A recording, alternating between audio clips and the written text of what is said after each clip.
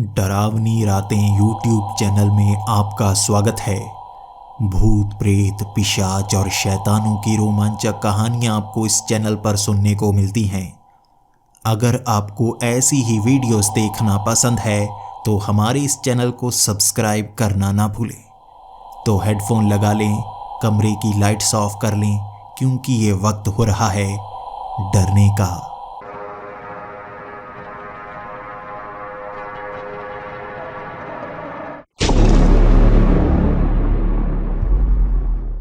Hello दोस्तों, मेरा नाम राम कृष्णन है और मैं दिल्ली का रहने वाला हूँ। मैं आर्कियोलॉजिकल सर्वे ऑफ इंडिया के लिए काम करता हूँ और मेरा काम ही है देश भर में घूमना, ऐसी पुरानी पुरानी जगहों पर जाना जिसका इतिहास बहुत प्राचीन हो। हम इतिहास को खंगालने का काम करते हैं, लोगों के सामने लाने का काम करते हैं और मुझे ये काम बहुत ज़्यादा पसंद है। मेरा मानना है इतिहास में कभी हमारे पास वो उन्नत सभ्यता हुआ करती थी, उन्नत तकनीक हुआ करती थी, लेकिन वो कहाँ पर गई किसी के पास उसका जवाब नहीं है। मैं प्राचीन किताबों में ये पढ़ता रहता हूँ कि कौन सी चीज़ सच्ची है और कौन सी झूठी। कुछ किताबों में बहुत सारी झूठी बातें बताई होती हैं, लेकिन ये झूठी बातें इसलिए बताई होती हैं ताकि बीच में जो सच्ची बात है उसे कोई ही सच माने, बाकी सब इसे बस झूठी बातें कहकर छोड़ दे। मैं ऐसी बातों को ढूंढने के लिए उन पुरानी किताबों को खंगालता हूँ, सच सामने लाता हूँ, इसलिए मैं इतनी तरक्की कर पाया हूँ। और जब मुझे काम से छुट्टी मिलती है तो मैं विदेश में घूमने के लिए चला जाता हूँ। मुझे इंग्लैंड, जर्मनी और फ्रांस बहुत ज़्यादा पसंद है, इसलिए मैं साल में एक बार वहाँ पर घूमने के लिए ज़रूर जाता हूँ। और वहाँ जाकर भी जो आपका काम हो आप उसे भूलते नहीं। अंग्रेज़ों ने भारत से बहुत कुछ चुराया था, बहुत बड़े बड़े राजाओं के मुकुट, तलवारें, किताबें, ऐसी किताबें वहाँ पर रखी हैं जिसे कोई पढ़ता ही नहीं, बस इतिहास की किताब कहकर उसे वहाँ पर छोड़ दिया जाता है। कभी कभी उसे पढ़ा जाता है, आम इंसान को हाथ तक नहीं लगाने दिया जाता। लेकिन मेरा ओहदा ऊंचा था। पहली बार मैं इंग्लैंड के एक ऐसे म्यूज़ियम में पहुँचा था जहाँ पर ब्रिटिश राज की नई चीज़ें रखी गई थी और उनकी नीलामी चल रही थी। मैं उस नीलामी में भाग लेना चाहता था। मेरे पास पैसे तो थे और पुरानी चीज़ अगर हाथ लग गई तो अच्छी ही होगी। और ब्रिटिश राज में भारत से बहुत सारी चीज़ें लूटी गई थी, कुछ ऐसा हाथ लग जाए जो मेरे काम का हो। मैं वहाँ नीलामी में बोली लगाने लगा। वहाँ बहुत महंगी महंगी चीज़ें आ रही थी और मेरे बस के बाहर थी। एक किताब जिसे पुराने ज़माने की किसी राजा की किताब कहा जा रहा था और इसमें बहुत सारे झूठ लिखे गए हैं और कहानियाँ लिखी गई हैं। अंग्रेज़ों ने ये कहा था और मैंने उस पर बोली लगाना शुरू कर दिया। सिर्फ 50 पाउंड में मैंने उस किताब को ख़रीद लिया था। वो थी लगभग 300 साल पुरानी किताब, लेकिन उसके बारे में ज़्यादा पता मुझे भी नहीं था। जब मैंने 50 पाउंड दिए उस किताब को घर ले आया। वहाँ होटल में बैठा मैं उसे पढ़ने की कोशिश कर रहा था। उसे पढ़ रहा था और कई झूठी कहानियाँ उसमें सुनाई दे रही थी।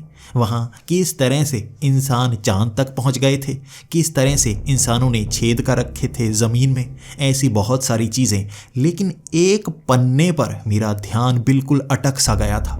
दिल्ली में एक किला है, उसके कितने कमरे हैं, उसमें क्या क्या रखा गया है, उसकी ऊंचाई कितनी है और लाल किले से दूरी कितनी है। उस पन्ने पर लिखी हर चीज़ सच्ची थी।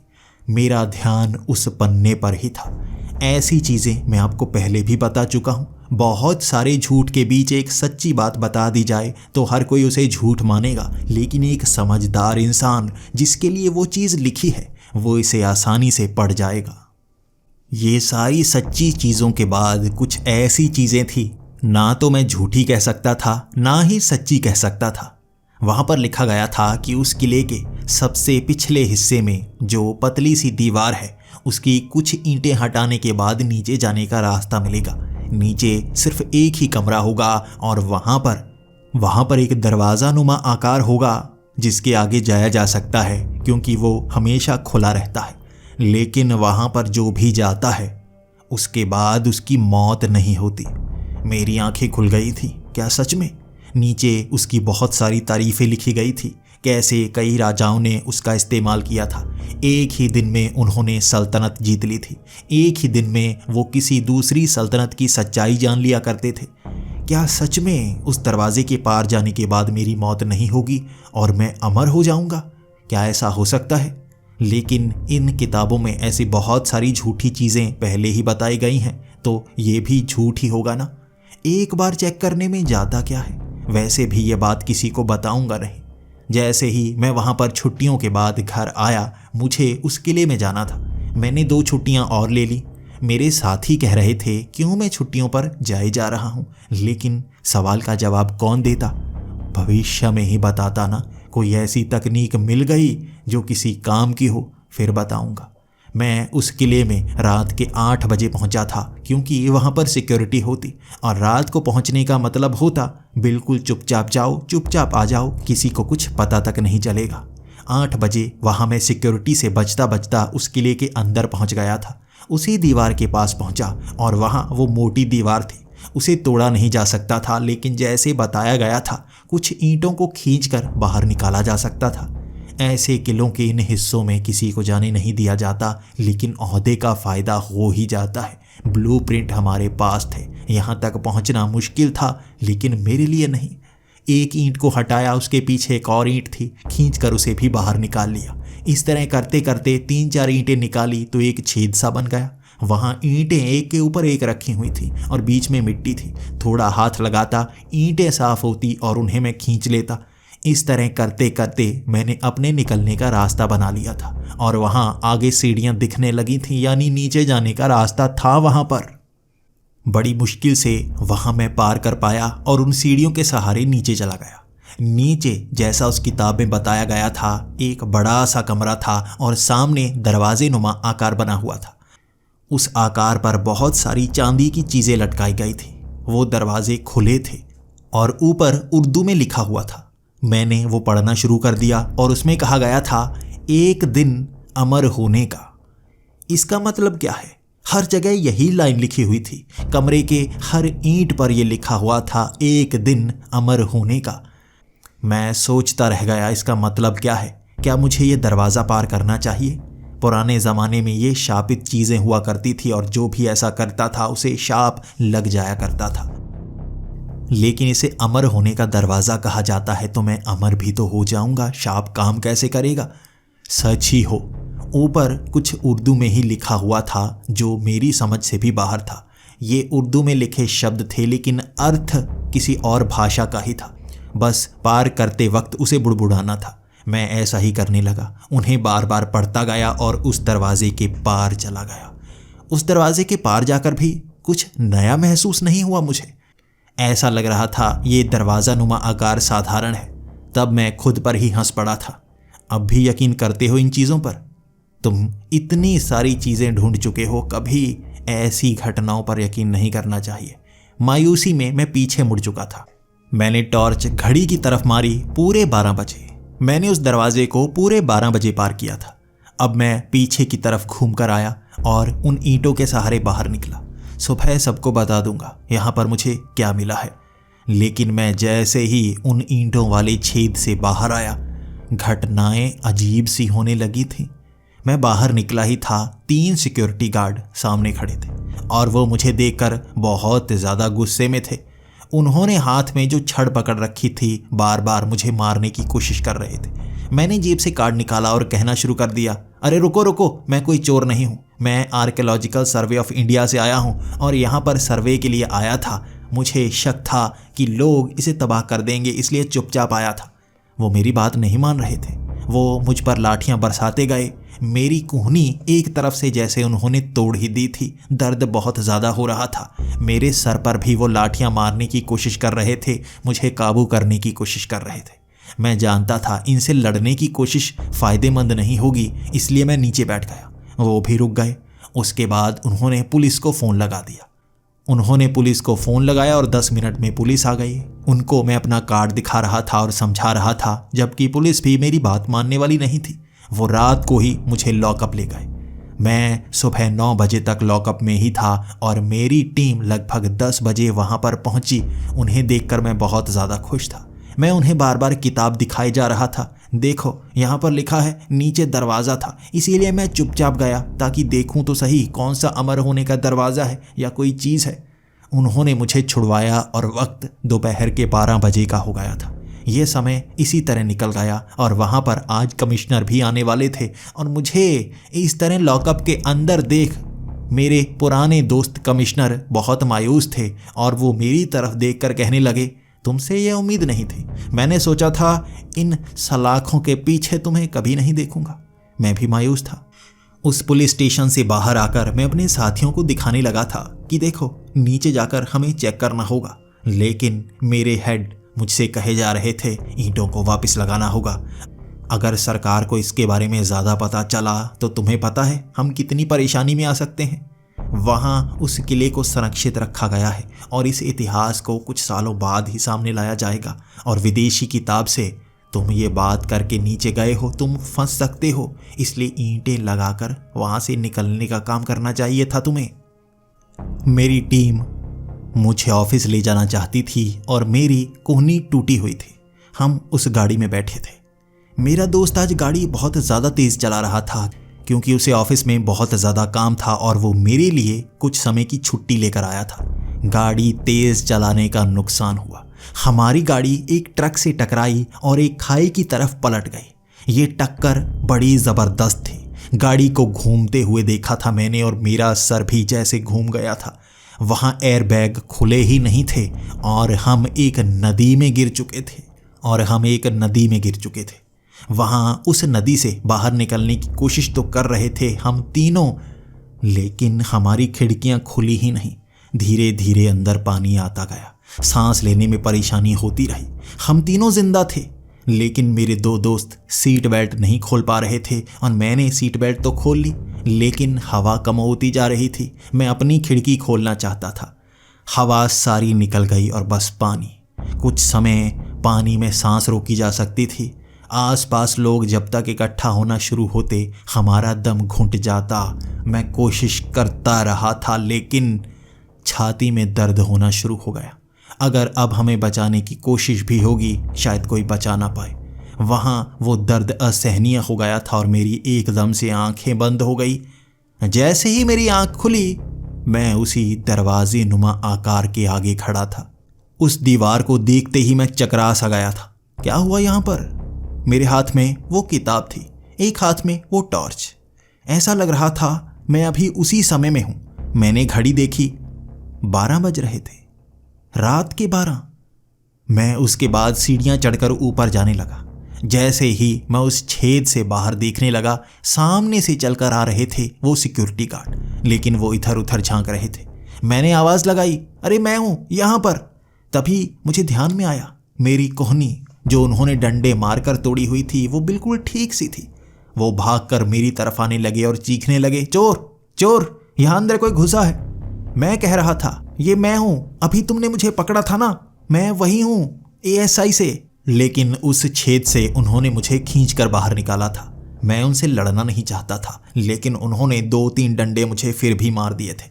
उसके बाद वो कहने लगे थे, पुलिस को बुलाना होगा, यहाँ ये चोर आया है। मैं कहता गया, आप तो मुझे जानते हैं ना, पहले आपने मारा था, मैंने आपको बाद में बताया था, पुलिस भी यहाँ पर आई थी। वो हैरान थे। उन्होंने पुलिस को बुलाया। वहाँ पुलिस आई और उसी तरह से मुझे पुलिस स्टेशन ले गई। हर घटना ऐसे थी जैसे मैं पहले देख चुका हूँ। इसे मैं डेजावू कहूँ या क्या कहूँ, घटना दोबारा घट रही थी। वहाँ मुझे लॉकअप में रखा गया था। वही समय सुबह के 9 बजे तक मैं लॉकअप में ही था और सोचे जा रहा था आखिर यहाँ सब कुछ दोबारा कैसे हो रहा है। हम तो उस नदी में डूब गए थे ना। क्या उस दरवाजे नुमा आकार से मुझे वो शक्ति मिली है जिससे मैं अमर हो गया हूँ? लेकिन समय में पीछे कैसे आ गया? जवाब नहीं था मेरे पास। लेकिन 10 बजे मेरी टीम वहाँ पर आई और उन सब का चेहरा देखकर मुझे बहुत खुशी हुई थी। वो भी जिंदा थे, जबकि वहाँ पानी में उन्हें तड़पते हुए देखा था। शायद मेरी मौत भी उनकी मौत के साथ ही हो गई होगी, लेकिन अब वो जिंदा थे। मुझे छुड़ाया गया और उसके बाद मेरा दोस्त गाड़ी चलाने लगा था। मैंने उसे रोक दिया, ना मैं गाड़ी चलाऊंगा, तुम गाड़ी आज सही नहीं चलाने वाले। वो कुछ कहना चाहता था, मैंने तभी उससे कह दिया, काम बहुत ज़्यादा है ना, मैं तेज़ चलाता हूँ, तुम्हें ऑफिस जल्दी पहुँचा दूंगा। अब गाड़ी मैं चला रहा था। मैं बिल्कुल सही गाड़ी चला रहा था। मेरा दोस्त कहे जा रहा था, थोड़ा तेज़ तो चलाओ, तुम इतना धीरे क्यों चला रहे हो। मैं जानता था हमारा एक्सीडेंट कहाँ पर हो सकता है। वो सामने से आ रहा वाहन कहाँ पर मुड़ेगा मुझे पहले ही पता था। मैंने रास्ते का चुनाव ही और कर लिया था।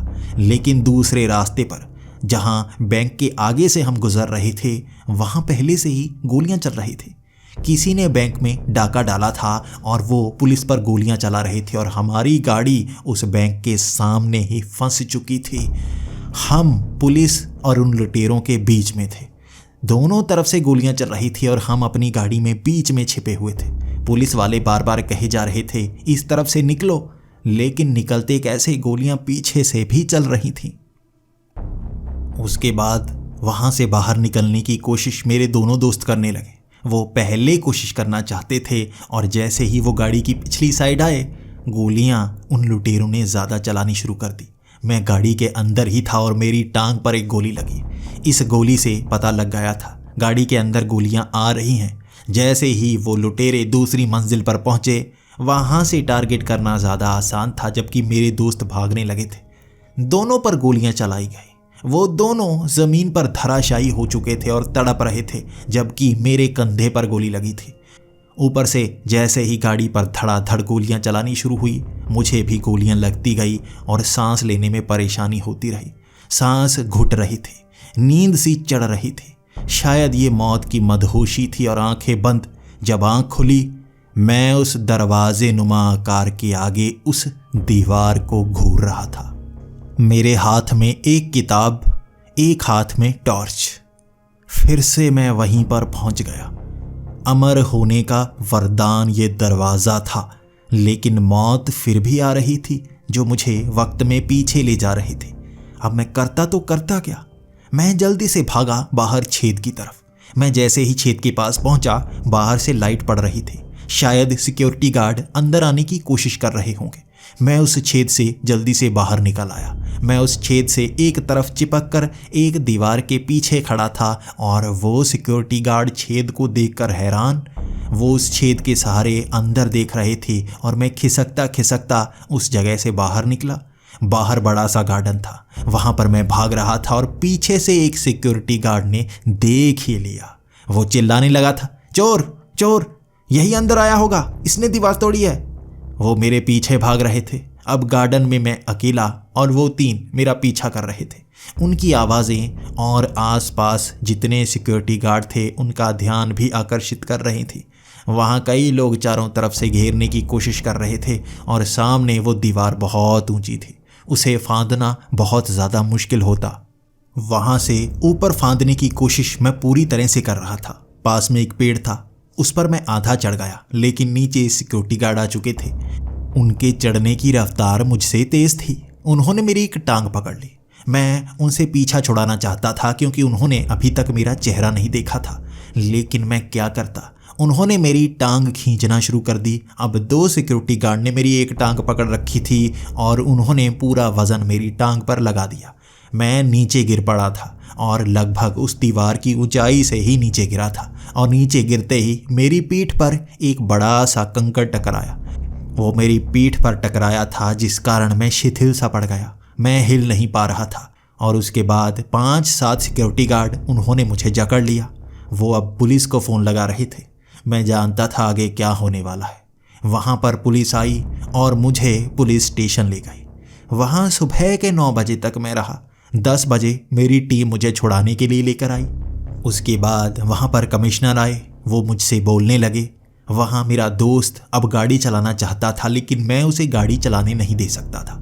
वो कहाँ पर लेकर जाएगा मैं जानता था और मुझे किस रास्ते का चुनाव नहीं करना है मैं वो भी जानता था। मैं अब उसी रास्ते से चलना शुरू हो गया जहाँ से मेरा दोस्त लेकर जाता और हमारी गाड़ी नदी में गिर जाती, क्योंकि उन लुटेरों की तरफ मैं नहीं जाना चाहता था। लेकिन जाने से पहले मैंने पुलिस को कह दिया, इस बैंक में मुझे शक है आज लुटेरे आने वाले हैं। मैंने कहीं खड़े लोगों को देखा था।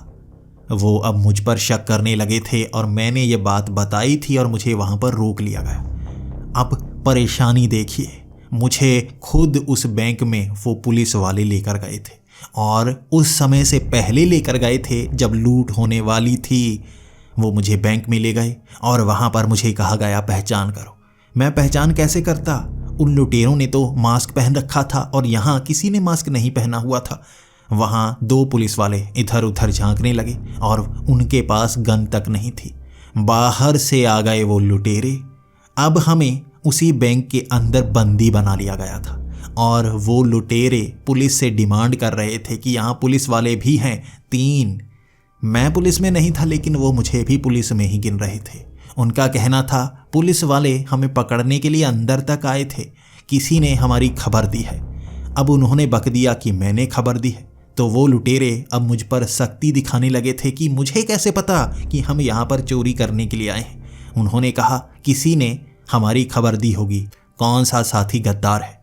मैं उनको कहता रह गया कि मैं पहले से जानता था, किसी ने मुझे तुम्हारे बारे में नहीं बताया। मेरे सर पर बंदूक रखी थी और मुझसे आखिरी सवाल पूछा गया, सच बताओ किसने बताया है। मैंने आंखें बंद करके कहा, मैं इस घटना को पहले भी देख चुका हूँ। तुम किस तरह से लूटते मैं जानता था, ये मैंने पहले ही पुलिस को बता दिया। पुलिस मुझे यहाँ पर ले आई। बस इतने शब्द कहे थे और गोली की आवाज़ सुनी थी। बस आंखों के सामने अंधेरा।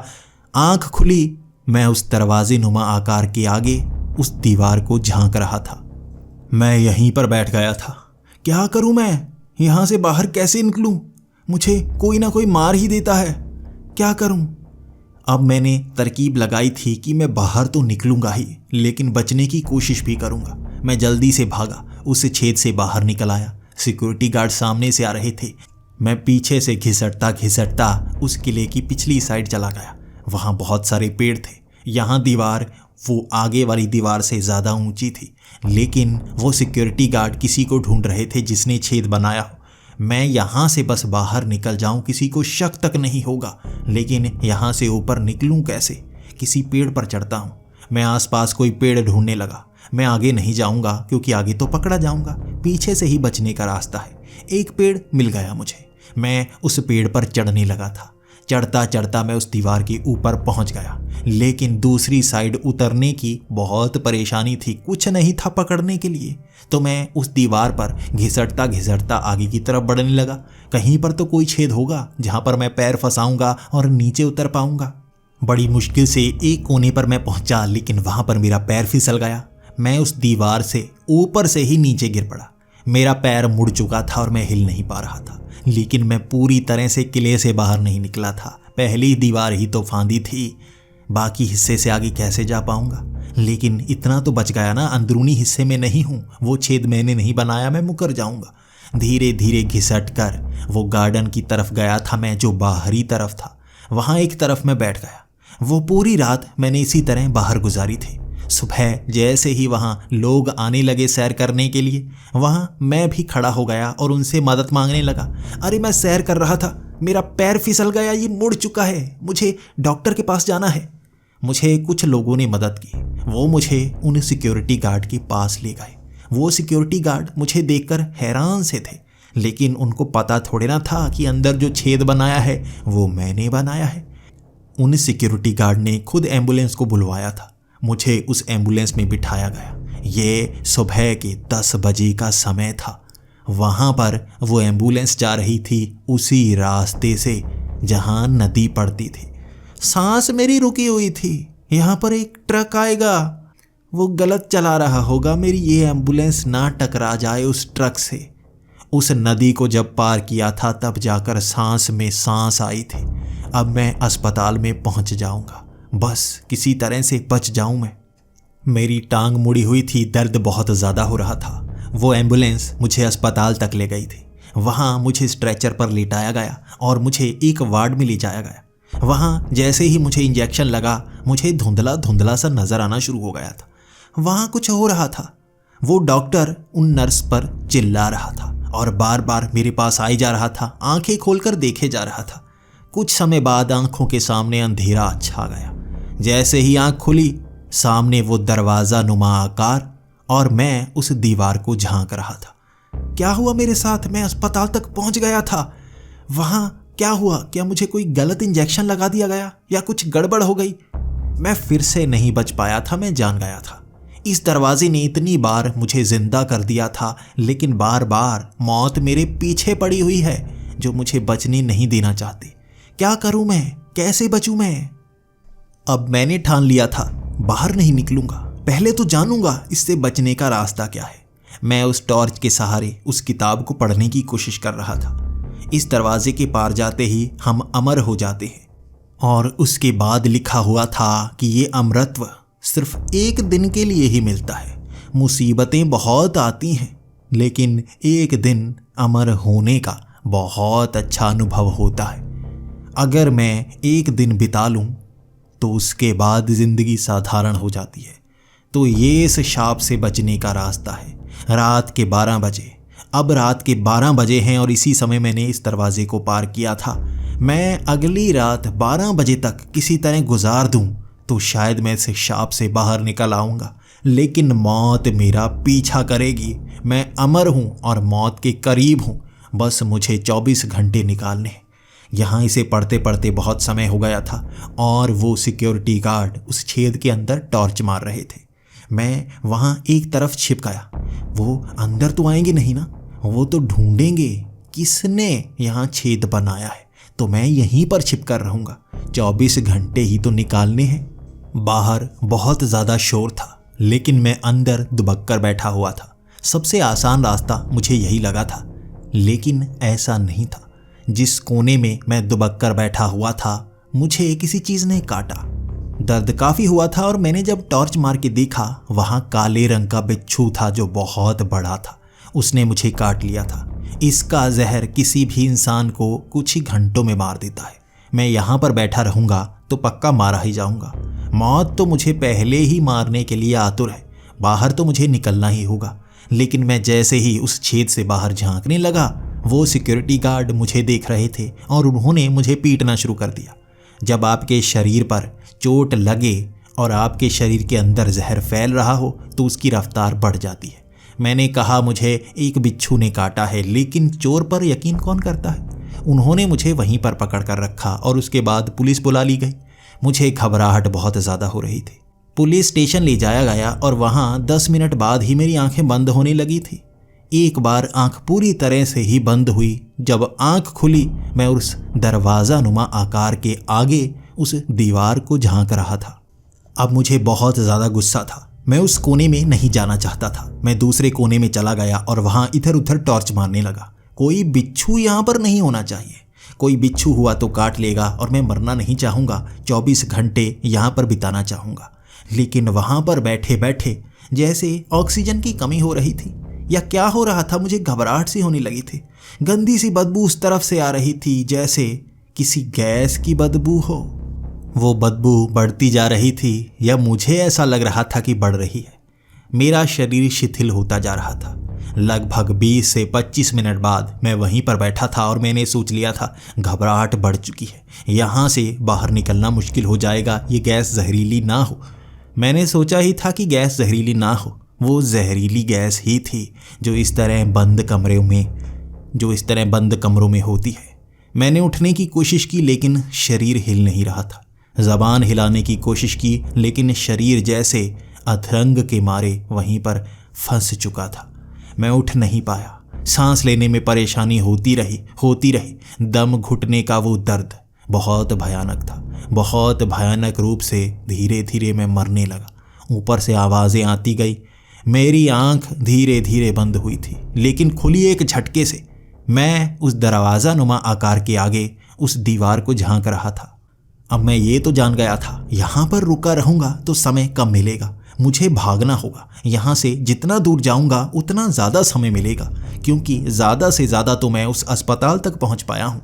काफ़ी ज़्यादा समय बिता दिया था। मुझे दूर जाना होगा। दूर जाकर ही जैसे मैं इस शाप से दूरी बना पाता हूँ।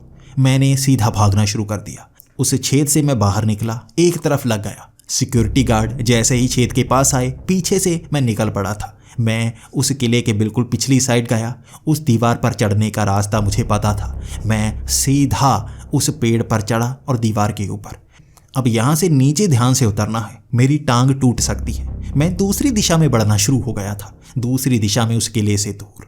वहाँ आगे बढ़ता गया तो एक दीवार छोटी आई, मैं उस पर चढ़ गया। अब यहाँ से छलांग लगाई जा सकती है अगर नीचे कोई चीज़ मिल जाए।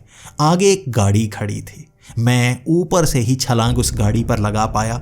गाड़ी ऊपर से थोड़ी पिचक गई, लेकिन मुझे कुछ नहीं हुआ था। लेकिन आवाज़ काफ़ी हो रही थी उस गाड़ी से, उसके अंदर से सायरन बज रहे थे। शायद एंटी थेफ्ट सिस्टम उसमें लगा होगा। वहाँ से मैं दूर भागना चाहता था। अब सिक्योरिटी गार्ड उस तरफ आ गए थे, उन्हें लगा था कोई चोरी करने के लिए आया है। मैं घूमकर वहीं पर पहुंच चुका था, लेकिन अब भागने का रास्ता दिख रहा था। उस किले से अब बाहर जाने का एक ही रास्ता था, जहां पर गेट लगा हुआ था। बाकी दीवारें बहुत ज़्यादा ऊंची थी। मैं क्या करता, दूर तो जाना ही है, कोशिश करूंगा भी कैसे। एक सिक्योरिटी गार्ड जब मेरे पास आया, मैंने एक नीचे से पत्थर उठाया, उस पर रुमाल लपेट लिया। जैसे ही वो सिक्योरिटी गार्ड करीब आया, मैंने उसके सर पर वो पत्थर रख दिया और कहने लगा, बंदूक मेरे पास है, ना चीखना ना कुछ करना। यहाँ पर गोली चला दूंगा, तुम्हारी मौत यहीं पर हो जाएगी। चाबी निकालो। उसकी जेब में चाबी थी। तीनों सिक्योरिटी गार्ड के पास अलग अलग चाबी होती है और इसके पास जो चाबी थी वो इस गेट को खोल सकती थी। उसे मैं साथ ले चला था। किसी को शक तक नहीं हुआ और उसने आवाज़ तक नहीं की। वो उस पत्थर को असली बंदूक समझ रहा था। वो गेट खुलवा लिया मैंने, लेकिन अब इससे पीछा छुड़ाना था। जैसे ही मैं हाथ दूर करता वो चीख मार देता तो क्या करूं? मैंने सोचा था इसके सर पर पत्थर मारूंगा और इसे बेहोश कर दूंगा, लेकिन अगर पत्थर जोर से बज गया और ये मर गया तो मैं बुरा फंसूंगा। मैं जेल में ही सारी उम्र काटूंगा। क्या करूं, कैसे बचूं? इसके बाद मैंने उसके मुंह को उस रुमाल से लपेट दिया था। उससे कहा, बंदूक यहाँ पीछे है, और मुंह बंद करने के बाद उसकी बाजुओं को एक पेड़ से बांधने लगा। और उसे पेड़ से बांधने के बाद मैं आगे की तरफ भागने लगा। वहाँ सिक्योरिटी गार्ड पीछे थे और ये भी रुमाल को कुछ ही समय में खोल लेता। समय कम था और मैं बाहरी दीवार के पार जाना चाहता था। ये टूटी हुई दीवार थी और इसे फांदना आसान था। वहाँ मिट्टी की ढेरियाँ लगी हुई थीं जो अंदर पार्क की साफ सफाई से निकली हुई थी। वहाँ उस ढेरी के ऊपर चढ़ते ही उस दीवार को फांद दिया था मैंने। अब तक जिंदा था, किसी परेशानी में नहीं था। मुझे लगा था आज मैं बच जाऊंगा। मैं इस तरफ कभी नहीं आया था, मैं सीधा भागता जा रहा था। मुझे लग रहा था आगे कोई ना कोई सड़क तो आएगी ही, लेकिन आगे घास आ गई और उसके आगे काफ़ी अंधेरा था। मुझे दिख नहीं रहा था, झाड़ियाँ सी थी। मैं झाड़ियों में ही घुस गया। मैं वहाँ आगे बढ़ता गया। मैं आगे बढ़ता जा रहा था और मुझे लग रहा था भागता भागता ही दूर निकल जाऊंगा। मुझे पता ही नहीं चला आगे नदी थी। मैं उस तरफ आया हुआ था, दिशा भ्रम हो चुका था, सीधा नदी के अंदर। वो पानी काफ़ी गहरा था और मुझे तैरना तो आता ही नहीं था। हड़बड़ी में तैरने की कोशिश और कोने तक पहुंचने की कोशिश। चीखें मारने का कोई फ़ायदा नहीं होगा, मौत मुझे दोबारा वहीं पर ला देगी। मैं तैरने की कोशिश करता रहा लेकिन तैर नहीं पाया। वहीं पर डूबकर मेरी मौत हुई। आंख खुली, मैं उस दरवाजे के पार उस दीवार को झांक रहा था। मैं सीधा घुटनों पर आ गया था। मैं अपनी आंखों में आ रहे उस पानी को रोक नहीं पा रहा था। मैं जो भी करूं, मौत मुझे यहीं पर ला देगी। ये कैसी अमर जिंदगी है जो मुझे एक दिन में फंसा कर रख देगी। मैं बार बार मरता रहूंगा, जिंदा होता रहूंगा। ये अमर जीवन किस काम का? मैं क्या करूंगा इसका? मैं उस दरवाजे के सामने खड़ा ये सवाल उससे पूछ रहा था, लेकिन पत्थर का वो दरवाज़ा जवाब थोड़े ना देता।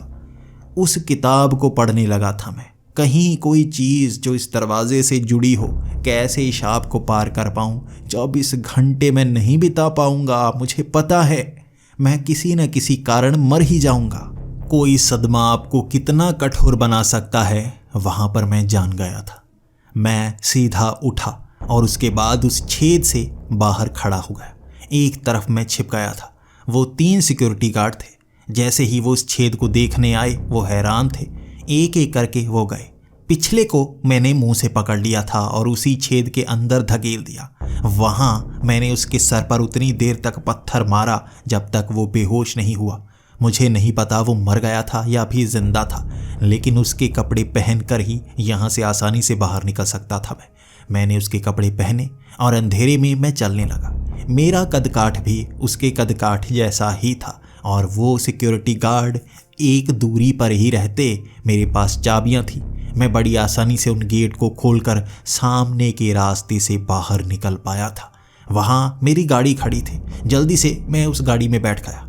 गाड़ी में बैठते ही मैंने गहरी सांस ली थी। गाड़ी सही चलानी है, गाड़ी सही चलानी है, किसी ट्रक से बचना है, नदी में नहीं गिरानी है, चोट नहीं लगानी है, आसानी से चलानी है। मैंने गाड़ी चलानी शुरू कर दी। मैं धीरे धीरे गाड़ी चला रहा था और सड़क पर उस दिशा में जा रहा था जहाँ से वो किला सबसे दूर पड़ता।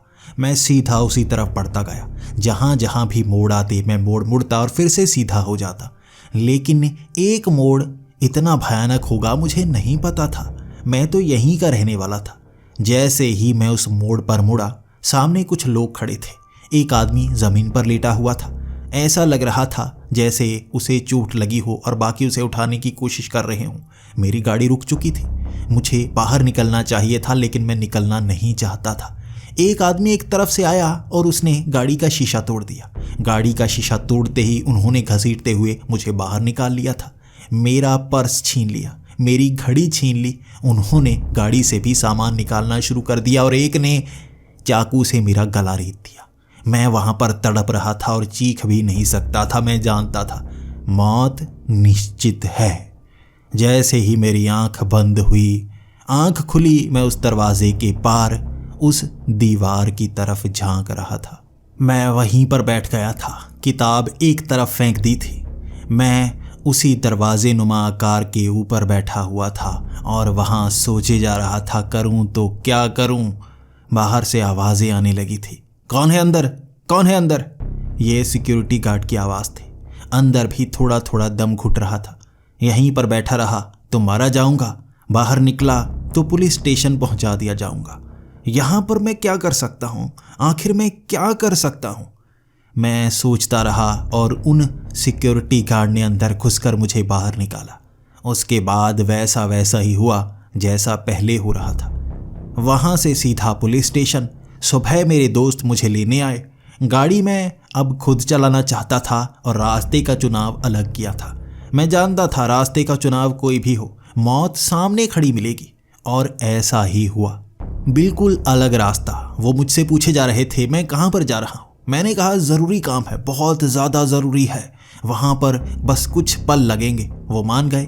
मैं बिल्कुल खाली सड़क पर जा रहा था। ना कोई गाड़ी आती ना जाती, ना आसपास कोई नदी होती ना कोई खाई। वहाँ पर धीरे धीरे मैं गाड़ी चलाता जाता। लेकिन एक खाली सड़क पर क्या हो सकता है? ब्रेक फेल हो सकती है। मेरी गाड़ी की भी ब्रेक फेल हो गई थी। सिर्फ 60 की स्पीड पर चला रहा था और जब ब्रेक लगाने की कोशिश की, ब्रेक लगी नहीं, ना हैंड ब्रेक लग पा रही थी। गाड़ी को मैं रोक नहीं पा रहा था और स्टीयरिंग भी जैसे अपने आप लूज सा हो गया। गाड़ी सीधी उस मोड़ से नीचे उतरी और वहाँ आगे पेड़ से टकराकर पलट गई। वहाँ चोट तो लगी थी लेकिन हम मरे नहीं थे, बाहर निकल सकते थे। यहाँ सबसे बुरी घटना क्या हो सकती थी? आग का लगना। और मुझे पता था यही होगा और वही हुआ। गाड़ी के अंदर तक आग पहुंच गई थी। लोग बचाने के लिए तो आ रहे थे, लेकिन यहाँ पर जिंदा जलने का एहसास बहुत भयानक था। आग लगे जा रही थी, बढ़े जा रही थी। हमारी चीखें भी थीं और मैंने आंख बंद की। जब आंख खुली, मैं उस दरवाजे नुमा आकार के सामने उस दीवार को झांक रहा था। यहाँ मैं घुटनों पर बैठ गया। क्या करूं, क्या करूं, मैं क्या करूं? अब एक ही रास्ता दिखा था मुझे। 24 घंटे में नहीं बिता सकता। मैं सीधा वहाँ से भागता हुआ बाहर निकला। जैसे ही मैं बाहर निकला, एक तरफ छिप गया। तीनों सिक्योरिटी गार्ड आए, एक एक करके वापस जाने लगे। एक सिक्योरिटी गार्ड को मैंने पकड़ लिया। जैसे ही उसे मैंने पकड़ा, उसके सर के पीछे मैंने मारना शुरू कर दिया। इस बार थोड़ा धीरे मारा था क्योंकि मुझे पता था पहली बार 2 वार करते ही वो बेहोश हो गया था। ये एक बूढ़ा था।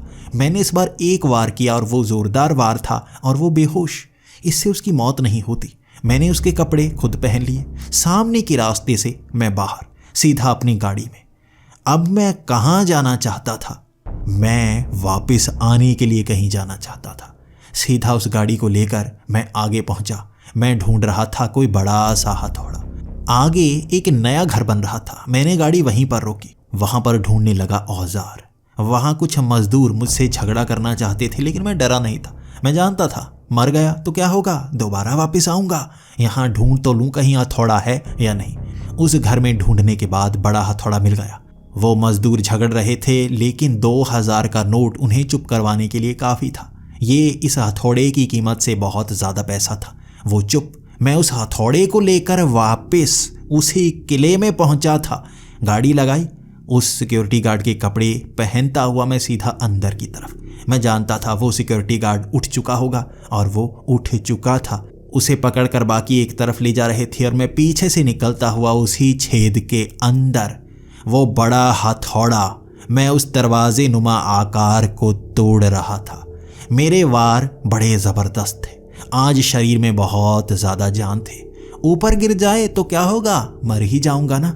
दोबारा उठ कर आऊँगा, इसे तो तोड़ कर रहूँगा। लेकिन इस बार वार इतने तेज़ी से कर रहा था, वो आकार मैंने लगभग तोड़ दिया। ऊपर से भी तोड़ा और नीचे भी, और वो भर भरा कर ढह गया। सारा दरवाज़ा नुमा आकार नीचे पड़ा था और मैं वहीं बैठा सिसकियाँ ले रहा था, रो रहा था। वो टॉर्च और किताब को देखते हुए रो रहा था। थोड़ा थोड़ा दम घुटने लगा और मैं वहाँ से बाहर निकलने लगा। सिक्योरिटी गार्ड मेरे सामने थे। मैं जानता था अब वो क्या करने वाले थे, लेकिन मैंने कोशिश तो की। मैंने दरवाजे को तो तोड़ा। मुझे पुलिस स्टेशन पहुँचाया गया। वहाँ पर मैं बैठा था और मेरे साथ ही आए। सब कुछ वैसा ही हो रहा था, लेकिन सवाल इस बार अलग थे, क्योंकि वहाँ हालात भी तो अलग थे। क्यों तोड़ा मैंने वो दरवाज़ा? मैं उन्हें कुछ बताना नहीं चाहता था। मैं कह रहा था, जल्दी से बेल करवाओ, मुझे बाहर निकलना है। शायद दोबारा कुछ करने का समय। मैं दोबारा वहाँ पर जाकर इससे अलग रास्ता ढूंढना चाहता था। अगर मैं फंसा हूँ तो बार बार दरवाज़ा तोड़ता ही रहूँगा। मैंने ये सोचा हुआ था। वहाँ से उस गाड़ी के अंदर मैं इस तरह बैठा था कि गाड़ी चलाना नहीं चाहता था, मेरा दोस्त चलाए। वो उसी नदी के पास गिरेगा। वहाँ वो नदी आने से पहले ही मैंने कह दिया था, गाड़ी थोड़ी धीमी कर लो। अगर तुम मुझ पर भरोसा करते हो तो गाड़ी धीमा चलाना, यहाँ एक ट्रक बेकाबू होकर निकलेगा। वो हंसा था, लेकिन उसने गाड़ी धीमी कर ली। वहाँ कोई ट्रक निकला ही नहीं। पहले की तरह यहाँ टक्कर होती ही नहीं, भले ही वो जितनी भी तेज़ गाड़ी चला रहा होता। वहाँ से हम निकल आए थे, कुछ नहीं हुआ। सीधा ऑफिस। पूरा दिन निकला था, कुछ नहीं हुआ। रात के 12, बहुत करीब। मैं सोच रहा था सच में मैं बच गया। समय बीत गया, 12 बजे हो गए और मैं वहीं ऑफिस में 12 बजे तक बैठा रहा था और चीखने लगा था। रात के समय भी हमारे इस ऑफिस में काम चलता था और मुझे इस तरह से चीखता हुआ देख हर कोई हैरान था। क्या बताता, मैं जिंदा हूँ, ये शब्द थे मेरे, मैं जिंदा। सब मुझ पर हंसे थे। तुम्हें अब पता चला है? मैं क्या कहता, हाँ मुझे अब पता चला है, मैं जिंदा बच गया। मैं तो कैद हो गया था ऐसे समय में जहाँ से बाहर निकला नहीं जा सकता था। अगले दिन कई लोग मेरे पास आए थे। मैंने उस दरवाजे को क्यों तोड़ा, मुझसे सवाल किए जा रहे थे। मुझे नौकरी से निकाल दिया गया था, मुझ पर केस किया गया था, लेकिन मेरे चेहरे की मुस्कान नहीं जा रही थी। मेरे साथ हर बुरी घटना होती, लेकिन मुस्कान कभी नहीं जाती। मैं मौत से बचा था। ये छोटी मोटी चीज़ें मुझे तंग नहीं कर सकती थी। मुझसे हर कोई बस एक सवाल करता, इतनी परेशानी में हो फिर भी मुस्कुराते रहते हो? ये सवाल आज भी मुझसे किया जाता है। तुम परेशानी में होते हो तब भी मुस्कुराते क्यों रहते हो? मैंने कहा, मुस्कुराना ही तो चाहिए हमें। जिंदा रहते हुए मुस्कुराना चाहिए। मौत पता नहीं कहाँ किस मोड़ पर हमें मिल जाए। हमें जो ज़िंदगी मिली है उसमें खुश रहना चाहिए। और अमर हर कोई थोड़े ना हो सकता है। अमर होना बहुत बुरा होता है, मैं जानता हूँ। कैसे जानता हूँ जवाब नहीं दे सकता। आज भी उस घटना ने मुझे झकझोर कर रखा हुआ है, लेकिन मुस्कान जिंदगी की चेहरे पर लिए घूमता हूँ।